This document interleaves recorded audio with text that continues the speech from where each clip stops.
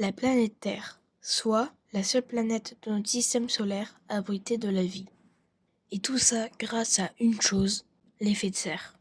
Bonjour à toutes et à tous, aujourd'hui nous allons parler de l'effet de serre. Pour cet exposé, je serai accompagné de Maël et de Maxime, et on espère tous les trois que ça vous plaira.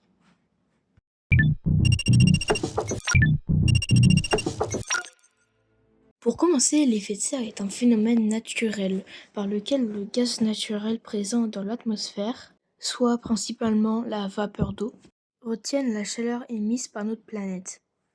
L'effet de serre sert à la Terre d'avoir des températures acceptables.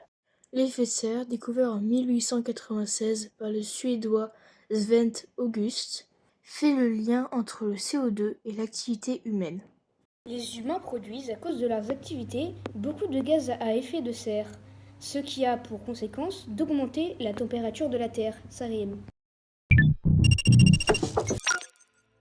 Sur toutes les images que nous avons pu voir, l'effet de serre est un espèce de bouclier autour de la Terre. L'effet de serre sert à protéger la Terre des rayons solaires.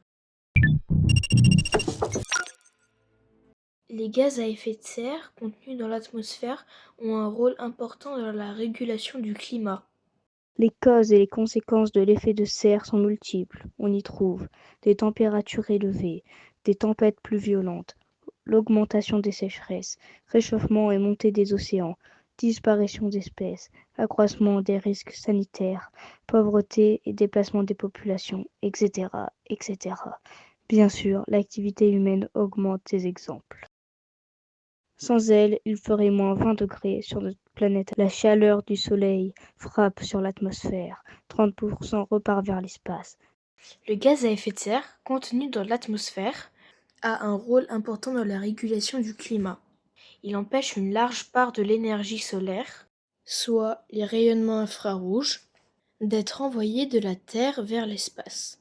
C'est l'effet de serre. Grâce à lui, la température moyenne sur Terre est d'environ 15 degrés.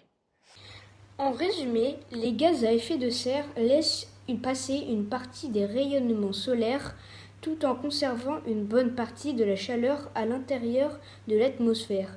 Ils permettent donc de réguler la température de la Terre. En résumé, c'est vital pour nous, les humains.